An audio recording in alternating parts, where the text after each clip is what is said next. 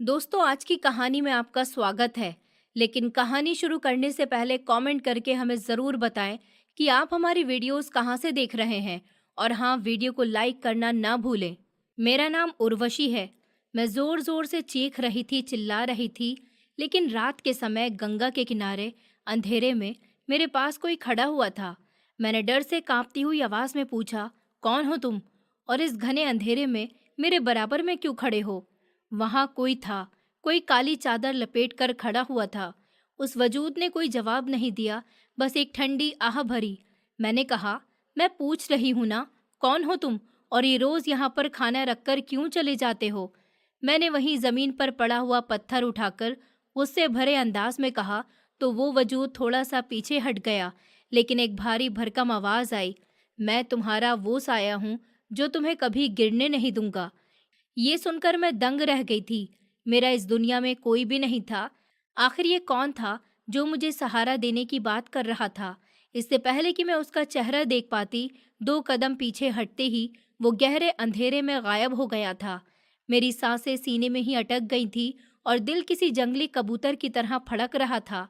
ये राज क्या था जो यहाँ गंगा की नदी में बह रहा था? मैं गरीब, बेसहारा, अनाथ और बदकिस्मत लड़की हूँ जिसके माता पिता बचपन में ही इस दुनिया से चले गए थे। सारे रिश्तेदारों की ठोकरें खाते हुए पल बढ़कर मैं जवान हुई थी और अपनी नानी के घर पर रहती थी। मेरे पापा का कोई भाई बहन नहीं था, इसलिए उनके मरने के बाद उनका परिवार तो पूरी तरह से ही खत्म हो गया। और मेरी माँ, उनके मायके में भी उनके एक भैया भाभी के अलावा कोई नहीं था, जो कि मेरे मामा मामी थे। मेरे मामा मामी के पास कोई संतान नहीं थी। मेरे माता पिता के देहांत पर हमारे मोहल्ले के पड़ोसियों ने कहा कि इस बच्ची का अकेले संसार में क्या होगा। ये 4 साल की बच्ची है, अपने माता पिता को खो बैठी है। आप लोगों के अलावा इसका कोई रिश्तेदार नहीं है, इसलिए इसे अपने साथ लेकर चले जाओ। मेरे पड़ोसियों ने जब मेरे मामा मामी पर प्रेशर बनाया तो वो लोग मुझे अपने घर ले जाने पर मजबूर हो गए थे। मैं उनके घर पर चली तो गई थी, लेकिन मेरा बचपन मुझसे छीन लिया गया था। बचपन में ही मुझे नौकरानी बना दिया गया था। उस घर में मेरी हैसियत सिर्फ फ्री की नौकरानी जैसी ही थी, जिसे पेट भरकर कभी खाना नहीं मिला था, जिसे जूते की नोक पर रखा जाता था। वक्त गुजरता गया, मैं जवान हो गई। मेरे मामा के बेटों की पत्नियां भी आ गई थीं। उनकी बहुएं मुझे बहुत टॉर्चर करती थी, घर के सारे काम करवाती थी और मामा मामी के घर का हर सदस्य मेरी बेइज्जती करने में पीछे नहीं रहता था। हर कोई मुझे गलत बातें सुनाता था। मैं मजबूर थी वहां रहने के लिए, क्योंकि मेरा इस दुनिया में कोई और ठिकाना भी नहीं था। मेरा घर भी मेरे मामा जी ने बेचकर उसका पैसा अपने पास रख लिया था और सबको ये दिखाया था कि उन्होंने घर बेचकर सारा पैसा अपने पास इसलिए रखा है ताकि आने वाले समय में वो इन पैसों से मेरी शादी कर सकें। लेकिन मैं जानती थी कि वो इन पैसों को खर्च कर चुके हैं। उन्होंने मेरे बारे में कभी कुछ अच्छा सोचा ही नहीं था और ना मेरे साथ कभी कुछ अच्छा किया था। उर्वशी, आंगन अभी तक साफ क्यों नहीं हुआ? सारा दिन सोती रहती हो। दिन निकलते ही मामी ने मुझे काम बताने शुरू कर दिए थे। सुबह सवेरे ही मुझ पर एक एक करके सब चिल्लाना शुरू कर देते थे। मामी के जुल्म सितम तो मैं बचपन से ही सहती आ रही थी, और अब जब उनकी बहुएं आई थी तो वो उनसे भी 2 कदम आगे थी।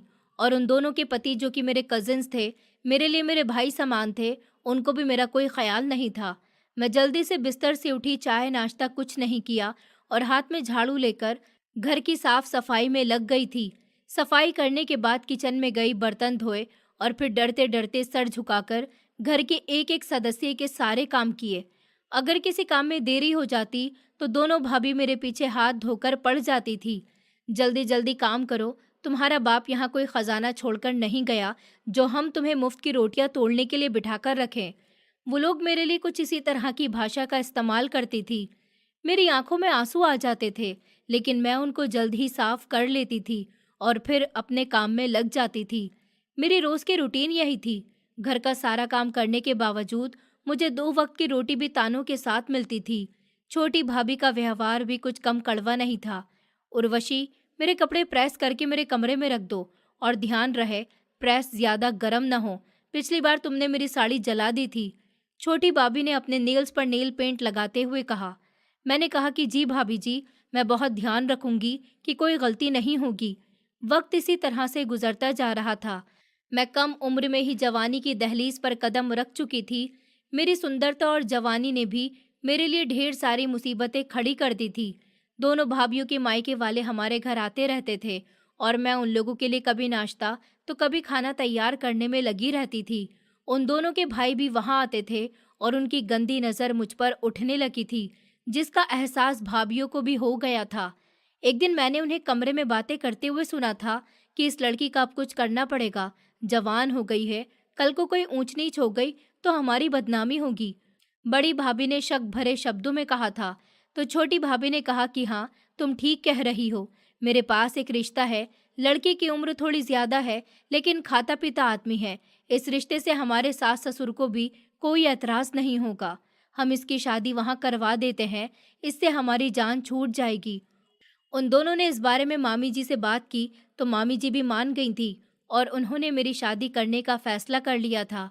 लेकिन मुझे डर लग रहा था क्योंकि मेरी किस्मत का फैसला किया जा रहा था और किसी ने मुझसे मेरी मर्जी पूछना भी ठीक नहीं समझा था।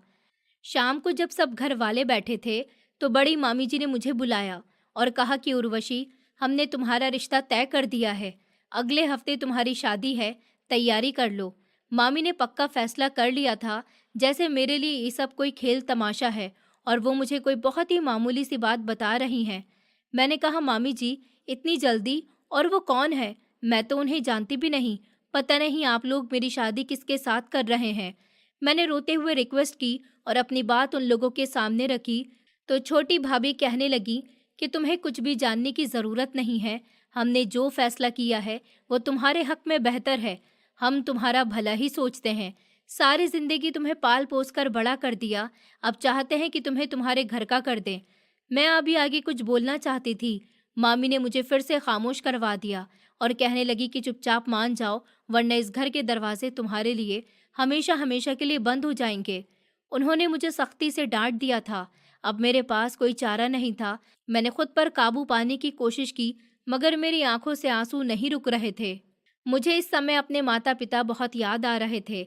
अगर आज वो जिंदा होते तो मेरी शादी ऐसी हालत में न करते। अब मेरे पास खुद को संभालने के अलावा कोई दूसरा चारा नहीं था। मैंने अपने आंसू पी लिए थे और खामोशी से अपने कमरे में आ गई थी। शादी का दिन भी आ गया था। न कोई रस्म हुई थी, न कोई खुशी मनाई गई थी।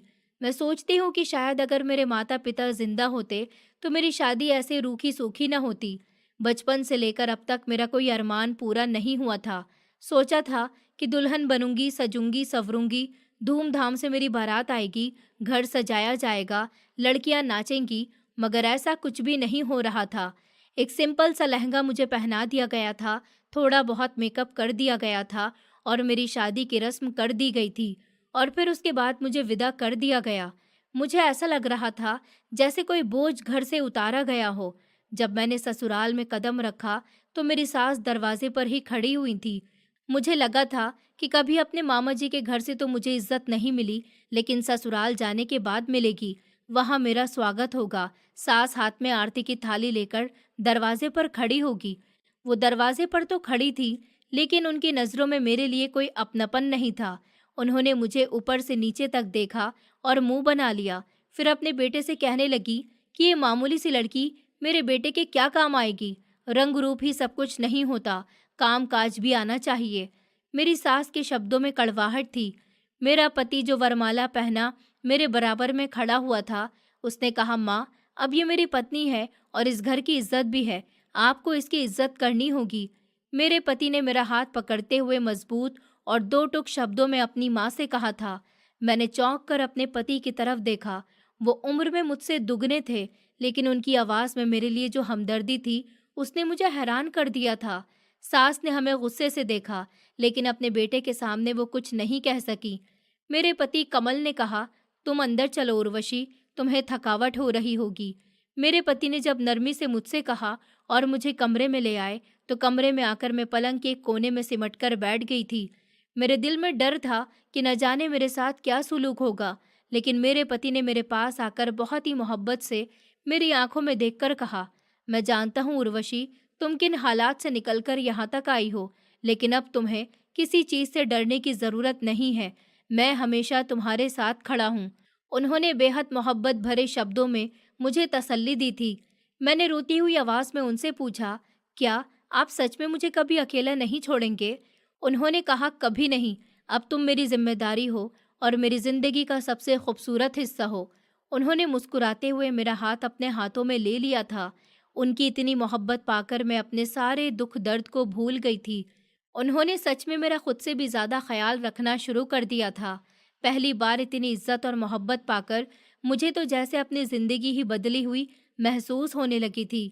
कमल मुझे बिल्कुल छोटे बच्चों की तरह चाहते थे। मेरे हर आराम और खुशी का ख्याल रखते थे। सुबह सवेरे जब मैं किचन में नाश्ता बनाने जाती थी, तो मेरी सास अपने तानों का तीर चलाना शुरू कर देती थी और गुस्से में कहने लगी कि देखो कैसे नखरे दिखाती है, जैसे कोई महारानी हो। जल्दी जल्दी हाथ चलाओ, मेरे बेटे को काम पर जाना है। ऐसा ना हो कि तुम्हारे आलसपन की वजह से उसे काम पर जाने में देरी हो जाए। मैंने कहा, नहीं माँ जी, मैं बस चाय छान रही हूँ। मैंने जल्दी से चाय कप में निकालते हुए कहा। उसी समय कमल भी किचन में आ गए थे। उन्होंने अपनी माँ से नाराज़गी भरे अंदाज में कहा, क्या हो गया है आपको? आप क्यों सुबह सुबह उर्वशी पर गुस्सा कर रही हो? वो इतनी मेहनत से काम कर रही है। मेरी सास ने कहा, बेटा, मैं तो बस इसे जल्दी काम करने के लिए कह रही थी। तुम तो बेवजह ही मेरी बातों का बुरा मान रहे हो। उन्होंने जल्दी से अपनी बातों का अंदाज नरम करते हुए सफाई दी थी। कमल ने कहा, उर्वशी, तुम जल्दी से चाय लेकर कमरे में आ जाओ, हम वहीं पर नाश्ता करेंगे। और फिर वो किचन से निकल गए थे। उनके जाने के बाद मेरी सास ने मुझे गुस्सेनाक नज़रों से देखा, लेकिन मैं खामोशी से नाश्ता लेकर कमरे में चली गई थी। मैं अपने पति का प्यार पाकर हर काम खुशी खुशी करती थी। सास की डांट और उनका बुरा सलूक भी मुझे महसूस ही नहीं होता था, क्योंकि मेरा पति हर जगह मेरे साथ खड़ा होता था। मेरे पति से छोटे उनके 2 भाई भी थे, जिनकी शादी पहले ही हो चुकी थी, और मेरी 2 नंदे भी थी। ये घर जॉइंट फैमिली सिस्टम जैसा था, जिसमें मुझे अपनी जगह बनानी थी। मेरे पति ने पहले ही दिन सबको साफ साफ शब्दों में बता दिया था कि मेरी पत्नी की इज्जत घर के हर सदस्य को करनी है।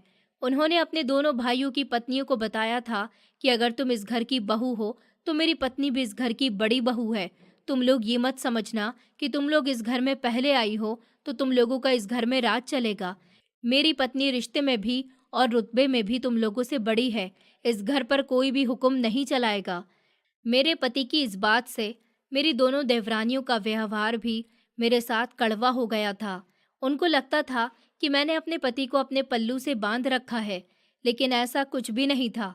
वो सिर्फ मेरी इज्जत करते थे और मुझे इस घर के लोगों से भी मेरे लिए इज्जत ही चाहते थे। एक दिन मेरी बड़ी देवरानी मोनिका ने कपड़े धोते हुए मुझे ताना दिया, उर्वशी भाभी, हमने तो कभी तुम पर हुक्म चलाने की कोशिश नहीं की। क्या जो तुम्हारा पति इस तरह की बातें करके गया है? मैंने कहा, नहीं, उनकी बात का ये मतलब नहीं था। अभी मैं कुछ और कहती तो मेरी देवरानी ने कहा कि अच्छा अच्छा, ज्यादा भोली बनने की जरूरत नहीं है, हमें सब पता है, तुमने हमारे जेठ को अपने काबू में कर रखा है। इतने में ही छोटी देवरानी रागिनी ने भी इस बहस में हिस्सा ले लिया था। तभी मेरे पति की कड़कदार आवाज गूंजी, क्या हो रहा है यहाँ पर? वो न जाने कब के घर आ गए थे। मेरी दोनों देवरानी उनकी आवाज़ सुनकर सहम गई थी। मोनिका घबराते हुए कहने लगी कि कुछ नहीं भैया, हम तो बस भाभी से बात कर रहे थे। मेरे पति ने कहा कि मैंने तुम दोनों की बातें सुन ली हैं। आइंदा अगर तुम में से किसी को भी मैंने इस अंदाज में बात करते हुए सुना तो मुझसे बुरा कोई नहीं होगा। मेरे पति ने बहुत गुस्से से उन्हें वार्न कर दिया था। वो दोनों सर झुकाकर वहां से खिसक गई थी। मैंने अपने पति की तरफ देखा तो उन्होंने मेरी तरफ नरमी से कहा कि तुम्हें किसी से भी डरने की जरूरत नहीं है। उर्वशी, जब तक मैं जिंदा हूँ कोई तुम्हारी तरफ आंख उठाकर भी नहीं देख सकता। मैंने फिक्रमंदी से कहा कि आप मेरे लिए सबसे लड़ते हैं, मुझे डर लगता है कहीं कोई आपसे नाराज ना हो जाए। मेरे पति ने कहा कि मेरे लिए तुम्हारी खुशी और इज्जत सबसे ज्यादा अहम है, बाकी दुनिया की मुझे कोई परवाह नहीं है। उन्होंने मुस्कुराते हुए जवाब दिया। घर का माहौल अब काफी हद तक सुकून भरा हो गया था, लेकिन मेरी सास को मैं पसंद नहीं थी। मगर मेरे पति के सामने तो वो भी मुझसे प्यार से बात करती थी। समय के साथ साथ मेरा और मेरे पति का रिश्ता और भी गहरा हो गया था। वो बाजार जाते थे तो मेरे लिए पसंद की चूड़ियाँ और कपड़े लेकर आते थे। मेरी सास ये सब देखकर भी जल जाती थी, लेकिन मेरे पति के डर से कुछ भी नहीं कहती थी। मैं उनकी नज़रों में छुपी हुई नफरत को अच्छी तरह से महसूस करती थी, लेकिन अपने पति की मोहब्बत के घेरे में मुझे वो नफरत भी बेअसर लगती थी। मेरी सास ने एक दिन मेरे पति को अपने पास बिठाते हुए कहा, बेटा, तुम अपनी सारी कमाई इस लड़की पर उड़ा रहे हो, कल को कोई ज़रूरत पड़ गई तो क्या करोगे? मेरे पति ने कहा, माँ, आप ठीक कह रही हो, लेकिन उर्वशी मेरी पत्नी है, मेरी जिम्मेदारी है। उस पर खर्च नहीं करूँगा तो फिर किस पर करूँगा? और आप पैसों की फिक्र मत करो, मैं काफ़ी कमा लेता हूँ। मेरे पति ने अपनी माँ को विश्वास दिलाते हुए कहा था। मैं दरवाजे के पीछे खड़ी हुई ये सब सुन रही थी। अब मेरे दिल में अपने पति के लिए इज्जत और भी बढ़ गई थी। हमारी जिंदगी एक सुंदर सपने की तरह गुजर रही थी। अपने पुराने बीते हुए समय की कड़वाहट को भुला दिया था। मुझे लगता था कि अब मेरी जिंदगी में कभी कोई दुख नहीं आएगा, लेकिन किस्मत में ज्यादा देर तक नहीं लिखा था। मेरी किस्मत एक बार फिर से मेरा सब कुछ छीनने की तैयारी कर रही थी। सर्दियों की एक उदास सुबह थी। कोहरे ने पूरे शहर को अपने लपेट में लिया हुआ था। मेरे पति तैयार होकर नाश्ते की टेबल पर बैठ गए थे। उस दिन उनके चेहरे पर एक अजीब सी थकावट थी। मैंने चाय का कप टेबल पर रखते हुए फिक्रमंदी से कहा, कमल, आज मुझे आपकी तबीयत कुछ ठीक नहीं लग रही है। आप आज काम पर मत जाइए, घर में ही आराम कर लीजिए। उन्होंने चाय का घूंट लेते हुए कहा, नहीं उर्वशी, मुझे आगे जाना ही होगा। आज मुझे बहुत ज़रूरी काम है। तुम फिक्र मत करो, मैं दोपहर तक वापस आ जाऊंगा। बाहर बहुत कोहरा है, ठंड भी बहुत पड़ रही है। कम से कम आप थोड़ी देर तो रुक जाइए, थोड़ा कोहरा कम हो जाए तो चले जाना। मैंने रिक्वेस्ट भरे अंदाज में अपने पति से कहा, क्योंकि मेरा सिक्स सेंस मुझे किसी आने वाले खतरे से आगाह कर रहा था। उन्होंने मुस्कुराते हुए मेरे गाल पर हल्की सी थपकी देकर कहा कि तुम बेवजह ही परेशान हो रही हो। उर्वशी, मैं सीधा काम खत्म करके तुम्हारे पास ही आऊंगा। इतना कहते हुए वो खड़े हो गए थे और दरवाजे की तरफ बढ़ गए, लेकिन फिर अचानक रुके और पलटकर मेरी तरफ देखा। उनकी आंखों में एक अजीब सी चमक थी जिसे मैं उस समय समझ नहीं पाई थी। उन्होंने कहा, उर्वशी, अपना ख्याल रखना, और दरवाजे से बाहर निकल गए थे। मुझे क्या पता था कि ये उनके आखिरी शब्द होंगे। मुझे क्या पता था कि वो जा रहे हैं तो अब कभी वापस नहीं आएंगे। मैं दरवाजे पर खड़ी उनको जाता हुआ देखती रही थी, यहाँ तक कि कोहरे ने उन्हें पूरी तरह से अपनी लपेट में ले लिया था। दोपहर ढल चुकी थी और शाम होने वाली थी, लेकिन दरवाजे पर अभी तक उनकी दस्तक सुनाई नहीं दी थी। मेरे दिल की बेचैनी हर गुजरते हुए लम्हों के साथ बढ़ती जा रही थी। मैंने कई बार दरवाजे पर जाकर गली में झांका था, लेकिन बाहर मायूसी ही हाथ आई थी। मेरी सास आंगन में बैठी थी और उनकी नजरें बार बार मेरी तरफ फूट रही थी। उन्होंने मेरी तरफ देखकर कहा, क्या कच्चे धागे की तरह इधर से उधर घूम रही हो? जाओ, अंदर जाकर खाना लगाओ, मुझे भूख लग रही है। मैंने कहा कि जी माँ जी, अभी खाना लगा देती हूँ। मैं यहाँ कमल का इंतज़ार कर रही हूँ, वो अभी तक घर नहीं आए हैं। मैंने परेशान होते हुए जवाब दिया। मेरी सास ने कहा कि जब उसका काम पूरा हो जाएगा तो वो आ जाएगा। अब सारा दिन घर थोड़ी ही बैठा रहेगा। जाओ, मेरा खाना लेकर आओ। उन्होंने गुस्से से मुझे घूरा और दोबारा अपनी कुर्सी पर जाकर बैठ गईं। मैं धीमे कदमों के साथ किचन की तरफ मुड़ गई थी, लेकिन मेरा दिमाग लगातार उनकी तरफ ही अटका हुआ था। अभी मैं अपनी सास के लिए खाना निकाल ही रही थी कि अचानक बाहर एक शोर सा मच गया। लोगों की ऊंची आवाज़ और कदमों की आहट मेरे कानों से टकरा गई थी। मेरे हाथ से भोजन की थाली गिर गई थी और एक अनजाना डर मेरे पूरे शरीर पर हावी हो गया था। मैं पागलों की तरह भागती हुई दरवाजे की तरफ गई थी। मेरी सास भी अपनी जगह से उठकर खड़ी हो गई थी। दरवाज़ा खोल कर देखा तो सामने मोहल्ले के कुछ लोग और मेरे पति के साथ काम करने वाले दो आदमी खड़े हुए थे। उनके चेहरे उतरे हुए थे और आंखों में अजीब सी वीरानी थी। मैंने दरवाजे को मजबूती से पकड़ते हुए कांपती हुई आवाज में कहा, क्या हुआ? तुम लोग ऐसे क्यों खड़े हो? मेरे पति कमल कहाँ हैं? एक आदमी ने नजरें झुकाकर दुख भरे अंदाज में कहा, भाभी जी, ऊपर वाले की मर्जी के आगे कहाँ किसी का जोर चलता है। फैक्ट्री में एक भारी मशीन उनके ऊपर गिर गई थी। ये सुनकर तो मुझे ऐसा लगा जैसे किसी ने मेरे कदमों के नीचे से जमीन खींच ली हो। मेरा सांस सीने में ही अटक गया था। कानों में साए साए की आवाज गूंजने लगी थी और मेरी आंखों के सामने अंधेरा छा गया था। मैंने चीखते हुए कहा कि नहीं, ऐसा नहीं हो सकता। वो मुझसे कहकर गए थे कि वो जल्दी घर वापस आ जाएंगे। तुम लोग झूठ बोल रहे हो। मैं दहाड़े मार कर रोने लगी थी। उसी लम्हे गली के नुक्कड़ से एक एम्बुलेंस आते हुए नजर आई। उसके सायरन की आवाज ने मेरे आखिरी विश्वास को भी तोड़ दिया था। मोहल्ले के लोग एक स्ट्रेचर को उठाकर अंदर लाए थे, जिस पर सफेद चादर से ढका हुआ एक शरीर था। मेरी सास ने जैसे ही चादर को हटाया और अपने बेटे का खून से भरा हुआ चेहरा देखा, तो वो जमीन पर ही गिरकर दहाड़े मारकर रोने लगी थी। मेरा शेर जैसा बेटा मुझे छोड़कर चला गया। मैं तो लुट गई, मैं तो बर्बाद हो गई, मेरी तो दुनिया ही उजड़ गई। मेरी सास ने अपने बाल नोचते हुए रोना शुरू कर दिया था। मेरे पति की दोनों बहनें भी हमारे घर आ गई थीं और मेरी दोनों देवरानियां भी बुरी तरह से रो रही थीं। घर में एक कोहराम सा मच गया था। मैं स्ट्रेचर के पास घुटनों के बल गिर गई थी और अपने पति का ठंडा हाथ अपने हाथों में ले लिया था। मैंने उनके सीने पर अपना सर रखकर रोते हुए कहा कि आपने तो कहा था कि आप हमेशा मेरे साथ खड़े रहेंगे, मुझे कभी अकेला नहीं छोड़ेंगे। अब मैं किसके सहारे जीऊंगी? लेकिन वहाँ कोई धड़कन नहीं थी जो मुझे तसल्ली देती। उनके जाने के बाद मेरी जिंदगी कैसी होगी, मैं ये बहुत अच्छे से जानती थी। लेकिन इस समय अपने पति की जुदाई मैं बिल्कुल बुरी लेकिन इस समय अपने पति की जुदाई में मैं बिल्कुल बुरी तरह से टूट चुकी थी। मुझे अपने आसपास कोई होश ही नहीं था। लोग आ रहे थे, जा रहे थे, लेकिन मैं एक पत्थर की तरह उनके शव के पास बैठी थी। मेरी तो अपनी जिंदगी ही मुझसे छिन गई थी। मेरे पति के दाह संस्कार का समय आ गया तो मुझे ऐसा लगा जैसे मेरी आत्मा मेरे शरीर से निकाली जा रही हो। मैं पागलों की तरह रो रही थी और बार बार कह रही थी कि कमल वापस आ जाओ, मेरी जिंदगी में वापस आ जाओ, मुझे छोड़कर मत जाओ, तुम्हारे बिना मैं मर जाऊंगी, मैं भी तुम्हारे साथ जाना चाहती हूँ। मैं चीख चीख कर रो रही थी। औरतों ने मुझे जबरदस्ती पीछे खींच लिया। मेरे पति का दाह संस्कार हो गया था और फिर मैं इस बड़े से घर में बिल्कुल अकेली रह गई। अभी मेरे पति की मौत को 2 दिन ही गुजरे थे और मैंने इन 2 दिनों में पानी का एक घूंट तक नहीं लिया था। मैं बस अपने कमरे में एक कोने में बैठी रहती थी जहां हमने साथ वक्त बिताया था। मेरी आंखों से आंसू सूख चुके थे और मैं दीवारों को देखती रहती थी। 2 दिन और इसी तरह से गुजर गए। चौथे दिन शाम के समय मेरी सास मेरे कमरे में आई और दरवाजे के पास आकर खड़ी हो गई। उनकी आंखों में अब आंसुओं की जगह बेहद नफरत थी।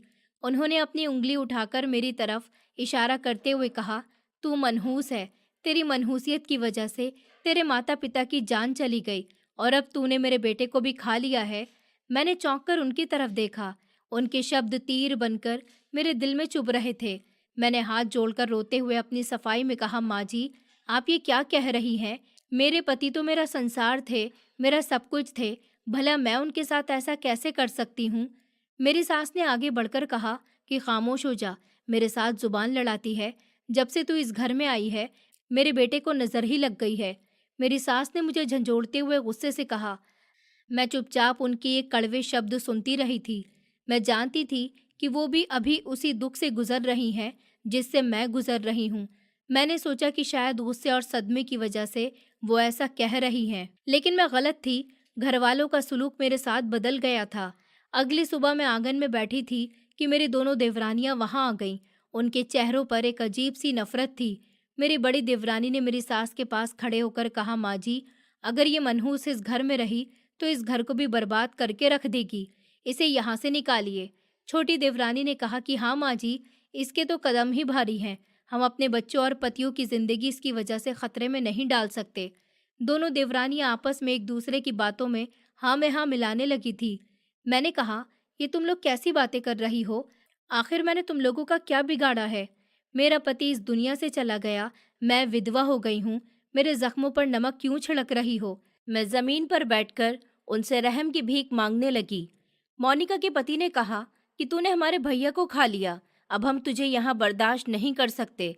उन्होंने कड़क शब्दों में अपना फैसला सुना दिया था। उनकी बातें सुनकर मेरे होश उड़ गए थे। मैं अभी जवान और सुंदर थी और अभी मेरे पति की मौत को सिर्फ 5 दिन ही हुए थे और इन लोगों ने मुझे धक्के मारकर घर से बाहर निकालना शुरू कर दिया था। मेरी छोटी देवरानी ने मेरा हाथ मजबूती से पकड़कर मुझे खींचते हुए बाहर निकाला और कहने लगी कि निकल जाओ यहाँ से। मैंने रोते हुए कहा, माँ जी, प्लीज इसको रोक लीजिए, मुझे मत निकालिए।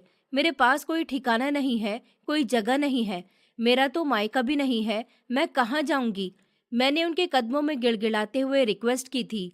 दोनों देवरानियों ने कहा कि कहीं भी जाओ, लेकिन हमारे घर से निकल जाओ, और फिर मुझे घर से बाहर फेंक दिया गया था। मैं रोती रही, चीखती रही, लेकिन उनके दिलों में थोड़ा भी रहम नहीं आया था। मुझे 5 दिन की विधवा को घर से बाहर निकाल दिया गया था। मैं रोते हुए कह रही थी, मैं तुम लोगों के किसी मामले में नहीं बोलूंगी, मुझे घर में रहने दो, मैं तुम लोगों का हर काम करूंगी, बस मुझे एक छत दे दो। मेरी सास ने कहा, इस घर के लोगों से और इस घर से अब तुम्हारा कोई रिश्ता नहीं रहा। देवर ने आगे बढ़कर दरवाजे से मेरा हाथ हटाया और मुझे जोर से धक्का देकर गली में गिरा दिया गया। दरवाजा मेरे मुंह पर जोर से बंद कर दिया गया था। मैं गली की मिट्टी में गिर चु मैं गली की मिट्टी में गिर चुकी थी। मोहल्ले की औरतें और आदमी अपने दरवाजे पर खड़े होकर ये सब तमाशा देख रहे थे। एक पड़ोसन कह रही थी कि देखो तो इस बेचारी का पति अभी मरा है। मैं पड़ोस के एक आदमी के पास गई और उनसे कहने लगी कि भैया जी, आप मेरी सास को समझाइए ज़रा, वो मुझे घर में रहने की जगह दे दें, मैं कहाँ जाऊंगी इस हाल में। उन्होंने नज़र चुराते हुए कहा, बेटी, हम किसी के घर के मामले में क्या बोल सकते हैं, तुम अपने किसी रिश्तेदार के पास चली जाओ। इतना कहकर उन्होंने अपने घर का दरवाज़ा बंद कर लिया था। कोई भी मुझे एक ही घर में जगह दिलवाने के लिए राजी नहीं था। मोहल्ले वाले बस तमाशा देख रहे थे। किसी के दिल में भी एक औरत को सहारा देने की हिम्मत नहीं थी। मैं खाली हाथ अपने ससुराल के घर में आई थी और आज खाली हाथ ही इस घर से निकाली गई थी। जिस घर में मैं पति की लाडली बनकर रहती थी, उस घर से मुझे धुतकार कर निकाल दिया गया था। मैं अनाथ थी, मेरा कोई मायका नहीं था जहां मैं चली जाती। मामा मामी का घर था जहां से मुझे जान छुड़ाने के लिए निकाला गया था। वहां तो वापस जाने का सवाल ही पैदा नहीं होता था। मैं गलियों में रोती फिर रही थी। शाम का समय हो रहा था और अंधेरा गहरा होता जा रहा था। मैंने साड़ी का पल्लू अपने सर पर किया हुआ था। मेरे पास कोई सहारा नहीं था जहां जाकर मैं अपना सर छुपा लूं। भूख और प्यास से मेरे कदम लड़खड़ा रहे थे। बाजार के करीब से गुजरते हुए वहां खड़े हुए कुछ आवारा लड़कों की गंदी नजर मुझ पर पड़ी तो एक लड़के ने कहा, आओ ब्यूटीफुल, इतनी रात को अकेली कहाँ जा रही हो? आओ, हम तुम्हें तुम्हारी मंजिल तक पहुंचा देते हैं। वो बहुत ही गंदे शब्दों में बात कर रहे थे। दूसरे ने कहा कि ऐसा लगता है कि ये लड़की अपने घर वालों से लड़ाई करके आई है। आओ हमारे पास आ जाओ, हम तुम्हें बहुत प्यार से रखेंगे। तो तीसरा वाला हंसते हुए मेरे करीब आने की कोशिश करने लगा। उनकी दरिंदगी भरी नजरें और कमेंट सुनकर मेरे शरीर में डर की एक लहर दौड़ गई थी। मैं जवान और सुंदर थी और समाज के इन भेड़ियों के लिए खुला शिकार थी। मैंने अपनी रफ्तार तेज कर दी थी और वहां से भागना शुरू कर दिया था। एक लड़का मेरे पीछे दौड़ते हुए आया और चिल्लाकर कहने लगा, अरे भागती कहाँ हो, रुक जाओ। मैं अपनी इज्जत को बचाती हुई भागती जा रही थी। मेरी सांस फूल रही थी और कदमों में छाले पड़ गए थे। भागते भागते मुझे सामने एक बड़ी सी नदी दिखाई दी, जहां अंधेरे में और चांद की हल्की रोशनी में पानी चमक रहा था। ये नदी गंगा के रास्ते को जाती थी। इसी नदी में मेरे पति की अस्थियां बहाई गई थी। चारों तरफ अंधेरा छाया हुआ था। दूर दूर तक पानी और मिट्टी दिखाई दे रही थी। मैंने पीछे पलटकर देखा तो वो लोग वहां से भाग गए थे। शायद उन्हें मैं दिखाई नहीं दे रही थी। मैंने सुकून का सांस लिया और नदी के किनारे आकर बैठ गई थी। मैं यहाँ बिल्कुल अकेली बैठी हुई थी। मुझे डर नहीं लग रहा था, क्योंकि बाहर की दुनिया के जिंदा इंसानों से मुझे डर महसूस हो रहा था। मैं इस रास्ते को जानती थी, क्योंकि अभी कुछ दिन पहले ही तो मेरे पति की अस्थियां यहाँ पर बहाई गई थी। उस इंसान की अस्थियां जो मुझसे सबसे ज्यादा मोहब्बत करता था। मैं नदी के किनारे बैठ गई थी और पानी को अपने हाथों में भर लिया था। मुझे ऐसा लगता था जैसे मेरा पति इसी पानी में शामिल है। मैंने रोते हुए कहा, तुम मुझे अकेला छोड़कर चले गए कमल। तुमने तो कहा था कि तुम हमेशा मेरा साथ दोगे। तुम्हारे बाद मेरा कोई सहारा नहीं रहा। तुम्हारे अपनों ने मुझे धक्के मारकर निकाल दिया। मेरी सिसकियां वहां गूंज रही थी। मुझे ऐसा लग रहा था जैसे मेरा सीना फट जाएगा। तुम्हें तो खबर भी नहीं है कि तुम्हारी उर्वशी दर दर की ठोकरें खा रही है। लोग मुझे नोचने को तैयार खड़े हैं। मुझे भी अपने पास बुला लो। मैं इस जालिम दुनिया में नहीं जी सकती। हवा चल रही थी और पानी भी थोड़ा थोड़ा हिल रहा था, लेकिन मुझे वहां थोड़ा भी डर महसूस नहीं हो रहा था, क्योंकि मेरा इकलौता सहारा इसी पानी में मौजूद था। यहाँ मुझे अपने पति के होने का एहसास हो रहा था। मैं काफी देर तक वहां बैठे बैठे रो रही थी और कब नींद की दीवारों में खो गई मुझे पता ही नहीं चला। सुबह की धीमी रोशनी ने मेरी पलकों पर दस्तक दी तो मैंने जल्दी से अपनी आंखें खोली। रात की सर्दी ने मेरे शरीर को सुन कर दिया था। मैं ठंडी सीढ़ियों पर पड़ी थी। मेरी नज़र सामने गई तो सामने पानी ही पानी था। मैंने कहा, मुझे कितनी सुकून की नींद आई है तुम्हारे पास। मुझे लगता है तुमने सारी रात मुझ पर पहरा दिया है। मेरे पेट में बहुत तेज दर्द उठा था क्योंकि कई दिनों से मैंने कुछ भी नहीं खाया था। मैंने सर उठाया तो मेरे बिल्कुल पीछे कुछ चीजें पड़ी हुई थी।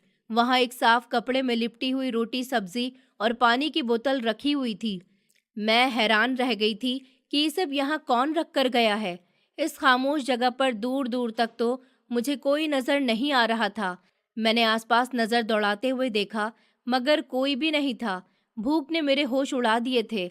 दुख जितना भी हो, शरीर को जिंदा रखने के लिए भोजन की जरूरत होती है। मैंने कांपते हुए हाथों से वो कपड़ा खोला। सब्जी की खुशबू ने मेरी भूख और भी ज्यादा बढ़ा दी थी। शायद ऊपर वाले ने किसी इंसान के दिल में रहम डाल दिया हो और वो ये खाना यहाँ छोड़कर चला गया हो। मैंने आसमान की तरफ देखकर ऊपर वाले का शुक्रिया अदा किया और रोटी का पहला निवाला तोड़कर खाते हुए मेरे आंसू रोटी पर गिर रहे थे। मेरे पति के घर में मेरे लिए एक निवाला भी नहीं था और इस जगह पर मुझे खाना मिल रहा था। मैंने पानी की तरफ देखते हुए कहा, देखो कमल, तुम्हारे जाने के बाद तुम्हारे घर वालों ने मुझे पानी का एक घूंट तक नहीं दिया और यहाँ किसी अनजान ने मेरा पेट भर दिया। मैंने दुख भरे शब्दों में अपने पति से शिकायत की। खाना खाकर मेरे शरीर में थोड़ी जान आ गई थी। दिन का उजाला फैल चुका था। मैंने नदी से पानी लेकर अपना हाथ मुंह धोया और मैं वहीं नदी किनारे बैठी रही। आसपास का माहौल बहुत अजीब था। कई लोग आ रहे थे और अपनों की अस्थियां बहाकर पूजा करके वहां से वापस जा रहे थे। मुझे लगातार वहां देखकर एक आदमी वहां आया और कहने लगा, बहन, तुम यहाँ क्या कर रही हो? अपने घर जाओ, ये जगह तुम्हारे रुकने के लिए नहीं है। मैंने कहा, मेरा कोई नहीं है। मेरा जो कुछ था उसकी अस्थियां इस पानी में बह रही हैं। उसने कहा, देखो ये नदी है, यहाँ रात को माहौल ठीक नहीं होता। जाओ, अपने किसी रिश्तेदार के पास चली जाओ। उसने मुझे समझाने की बहुत कोशिश की। मैंने कहा, नहीं, मेरा कोई रिश्तेदार नहीं है और जो है उन्होंने ही मुझे अपने घर से निकाल दिया। मैं यहाँ से कहीं नहीं जाऊंगी, आप अपना काम कीजिए। मैंने सख्ती से दो टूक शब्दों में उन्हें वहां से जाने का इशारा किया था। उन्होंने कहा, ठीक है, मेरा काम तुम्हें समझाना था। कल को कोई परेशानी हो गई तो किसी दूसरे को दोष न देना। वो बड़बड़ाता हुआ वहां से चला गया था। मैंने दोबारा इस बहती हुई नदी की तरफ देखा। मुझे न रात का डर महसूस होता था न दिन का। मेरे अंदर का डर तो जैसे मर चुका था। जिंदगी की कड़वाहट ने मौत के डर को भी बेमतलब कर दिया था। रात हुई तो मैं फिर इसी पोजीशन में नदी किनारे सीढ़ियों पर लेट गई थी। मेरी आंखें बंद थी, लेकिन नींद दूर दूर तक नहीं आ रही थी। ठंडी हवाएं मेरे शरीर को जमा रही थी। मैं सर्दी से कांप रही थी। अचानक मुझे ऐसा महसूस हुआ जैसे किसी ने बहुत नरमी और मोहब्बत से मेरे सर पर हाथ फेरा हो। वो एहसास इतना मेहरबान था कि मेरी सारी थकान दूर हो गई थी। कौन हो तुम, जो अंधेरे में मेरी तन्हाई का साथी बन रहे हो? मैंने नींद में डूबी हुई आवाज में पूछा, लेकिन किसी ने जवाब नहीं दिया। वो हाथ अभी भी मेरे सर पर फेरता रहा और मैं गहरी नींद की दीवारों में उतर गई। अगली सुबह जब मेरी आंख खुली तो मैंने चौंक कर इधर उधर देखा। वहां कोई नहीं था, लेकिन मेरे पीछे आज फिर से खाना और पानी रखा हुआ था। उसके साथ एक मोटी गर्म चादर भी थी, ताकि मैं रात की सर्दी से बच सकूं। ये चादर कौन लाया है? मेरे लिए। मैंने चादर को हाथों में पकड़कर हैरानी से देखा। वो चादर बिल्कुल नई और गर्म थी। मैंने उसे कंधों पर डाल लिया। सर्दी का एहसास खत्म हो गया था। ये जो भी था, ऊपर वाला उसका भला करे, क्योंकि उसने मुझ लवारिस को सर्दी में ठंड से बचा लिया था। मैंने चादर को सीने से लगाते हुए रोते हुए प्रार्थना की। ये अब रोज का सिलसिला बन गया था। मैं सारा दिन नदी किनारे गुजारती थी और आसपास टहलती रहती थी। रात को जब अंधेरा छाने लगता तो मुझे इस अनजाने एहसास का इंतजार होने लगता था। हर रात जब मैं सोती तो कोई आता था, मेरे सर पर हाथ फेर देता और सुबह के लिए खाना रखकर चला जाता था। मुझे समझ नहीं आती थी कि ये सब कैसे हो रहा है। मैंने एक दिन फैसला कर लिया था कि मैं सोने की एक्टिंग करूंगी और देखूंगी कि कौन है। मेरी भूख और सर्दी का इंतजाम तो हो गया था, लेकिन अब मेरे दिमाग में एक नया तूफान उठ रहा था कि ये कौन इंसान है जो इतनी पाबंदी से इस सुनसान नदी के किनारे आता था। यहाँ तो दिन के समय भी लोग अकेले आने से डरते हैं, फिर रात के अंधेरे में ये कौन है जो मेरी निगरानी कर रहा है? मेरी अकल भी काम नहीं कर रही थी। क्या वो कोई इंसान था या कोई आत्मा थी? अगर कोई इंसान था तो मेरे सामने क्यों नहीं आता था? मुझे अभी इस अनजानेपन से डर लगने लगा था। मैं एक जवान और सुंदर औरत थी और इस तरह रात के अंधेरे में किसी अनजान मर्द का करीब आना मुझे बहुत ज्यादा डरा रहा था। कहीं ये कोई ऐसा इंसान तो नहीं जो मेरी मजबूरी का फ़ायदा उठाना चाहता हो। इस भयानक ख्याल ने मेरे दिमाग में दस्तक दी थी और मैं कांप उठी थी। एक दिन दोपहर के समय शायद बारिश शुरू हो गई थी। आसमान पर काले बादल छा गए थे और तेज हवाएं चलने लगी थी। मैं अभी भी वहीं साइड पर बनी सीढ़ियों पर बैठी थी और बारिश में भीग रही थी। मैं ऊपर वाले से प्रार्थना कर रही थी कि ऐ ऊपर वाले, मेरी मदद कर। मेरे पास तो सर छुपाने की जगह भी नहीं है। मैंने आसमान की तरफ मुंह करके प्रार्थना की थी। मैं भागकर थोड़ी दूरी पर एक छोटे से पेड़ के साए के नीचे बैठ गई थी, लेकिन बारिश थमने का नाम नहीं ले रही थी। मैं पूरी तरह से भीग चुकी थी। बारिश रुक गई थी, लेकिन सर्दी बढ़ने लगी थी। मैं कांपते हुए वापस सीढ़ियों पर बैठ गई थी। गर्म चादर अपने ऊपर लपेट ली, जो मुझे किसी अनजान ने दी थी। आज रात शायद वो नहीं आया था। शायद आज रास्ते भी खराब हैं, हर तरफ कीचड़ है। मैंने खुद को तसल्ली देते हुए कहा। मैं गीली सीढ़ियों पर चादर बिछाकर लेट गई और सर्दी से कांपती रही, लेकिन मेरी हैरानी की हद न रही जब अगली सुबह मेरी आंख खुली तो न सिर्फ खाना मौजूद था, बल्कि गर्म चाय का थर्मस भी रखा हुआ था और एक कप भी, और कुछ सूखे कपड़े भी रखे हुए थे। ये इंसान है और इसे मेरी हर जरूरत का अंदाजा है, लेकिन ये मेरे सामने क्यों नहीं आता? मैंने थर्मस से गर्म चाय कप में निकालते हुए हैरानी और डर के मिले जुले एक्सप्रेशन के साथ सोचा। चाय की गर्मी ने मेरे शरीर में जान डाल दी थी, लेकिन मेरे दिमाग में उठने वाले सवाल कम नहीं हो रहे थे। कपड़े पहनकर मुझे बेहद सुकून मिला था। मैं ये सब सामान लाने वाले के बारे में सोचने लगी। वो गरीब नहीं हो सकता था जो इतने अच्छे कपड़े और थर्मस छोड़ कर गया था।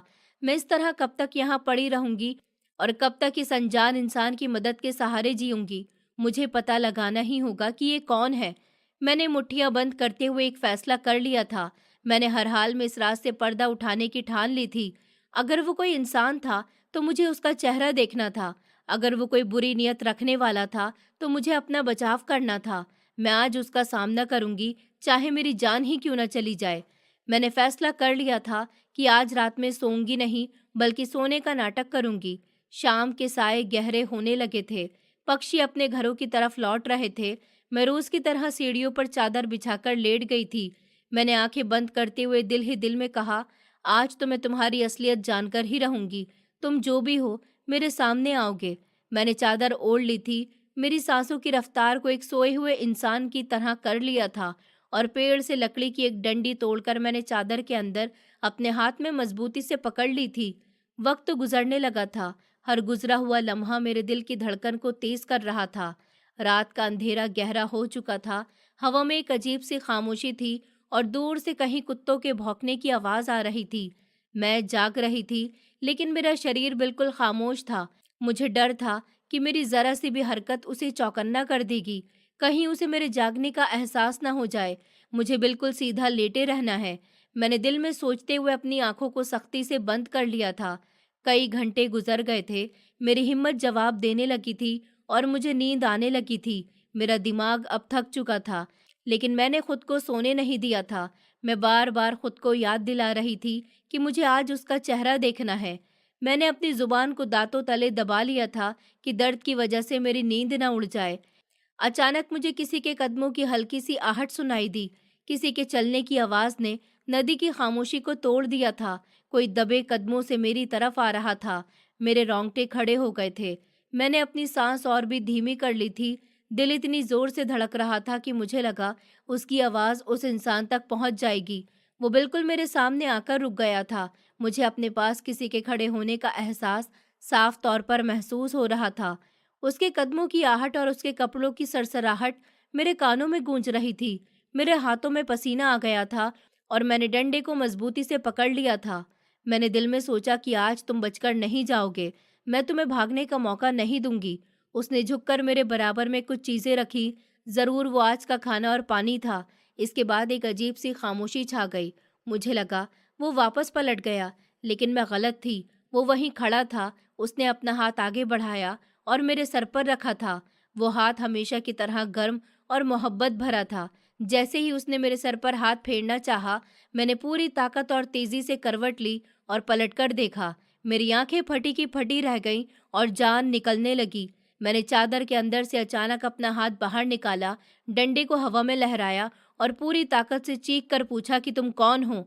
उस इंसान ने घबराकर 2 कदम पीछे लिए और चांद की धीमी रोशनी उसके चेहरे पर पड़ी। मेरे हाथ से डंडा छूटकर जमीन पर गिर गया था और मेरे कदम लड़खड़ा गए थे, क्योंकि मेरे सामने जो इंसान खड़ा था वो कोई और नहीं बल्कि मेरे मृत पति का सगा बाप था। मैंने कहा, आप यहाँ इस समय? मैं सदमे की वजह से सिर्फ इतना ही कह सकी थी और जमीन पर गिर गई थी। मेरी सास ने 2 शादियां की थी। पहले पति से मेरा पति कमल था और उनसे तलाक लेकर मेरी सास ने दूसरी शादी कर ली थी, क्योंकि उनका दूसरा पति उनसे भी ज्यादा अमीर था। मेरी सास अपने पहले बेटे मतलब मेरे पति को भी अपने साथ ही ले आई थी और उनके बाकी बच्चे दूसरे पति के थे।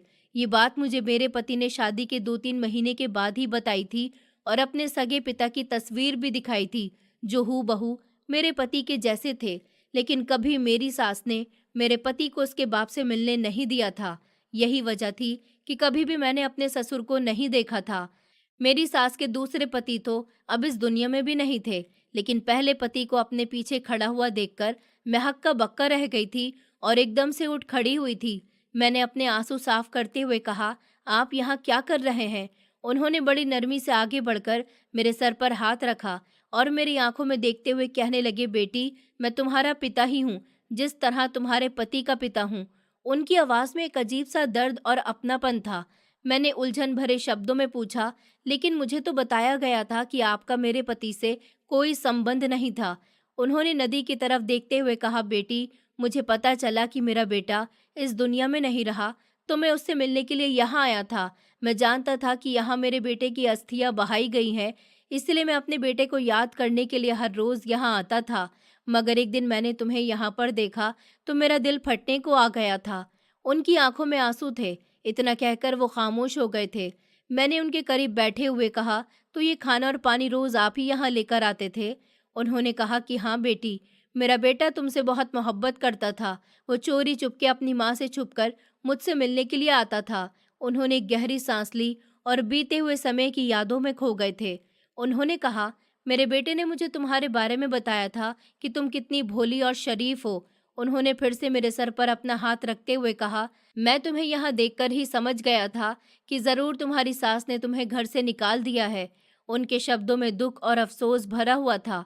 उन्होंने आगे कहा, मेरी पत्नी शांति बहुत ही बुरे व्यवहार की औरत है। मैं उसे बहुत अच्छी तरह से जानता हूँ। उसके दिल में किसी के लिए भी रहम नहीं है। मैंने रोते हुए कहा कि आप बिल्कुल ठीक कह रहे हैं। उन्होंने मुझे मनहूस कहकर धक्के मारकर घर से निकाल दिया।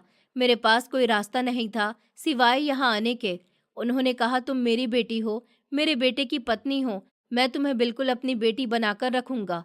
उन्होंने मेरे आंसू साफ करते हुए मजबूत शब्दों में कहा कि मेरे बाकी बच्चे भी मेरे घर पर हैं, वो भी तुम्हारे भाई बहन हैं। उन्होंने मुझे तसल्ली दी और खड़े होने का इशारा किया। उन्होंने खड़े होकर मुझे अपना हाथ पकड़ाया और कहने लगे कि तुम भी मेरी बेटी हो, उठो और मेरे साथ मेरे घर चलो। मैं हैरानी से अपने ससुर को देख रही थी। एक ससुराल से मैं निकाली गई थी और अब दूसरी तरफ ससुर मुझे अपने घर ले जा रहा था। मैंने उनका हाथ थाम लिया था और इस नदी को आखिरी बार देखा था और दिल ही दिल में अपने पति से कहा कि अब तुम यहाँ सुकून से रहना। फिर मैं अपने ससुर के साथ चल पड़ी थी। थोड़ी दूर चलने के बाद तो उनकी गाड़ी खड़ी थी। मैं खामोशी से गाड़ी में बैठ गई। उन्होंने मुझे बताया था कि वही मेरे पास सामान और खाना रखकर जाते थे। वो वहां पर आते जाते रहते थे। जब उन्होंने मुझे रोते बिलखते हुए देखा था तो उन्होंने तभी फैसला कर लिया था कि वो मेरी मदद करेंगे। सारे रास्ते वो मुझे मेरे पति के बचपन के किस्से सुनाते रहे कि कमल बिल्कुल मेरी तरह जिद्दी था, लेकिन उसका दिल बहुत नरम था।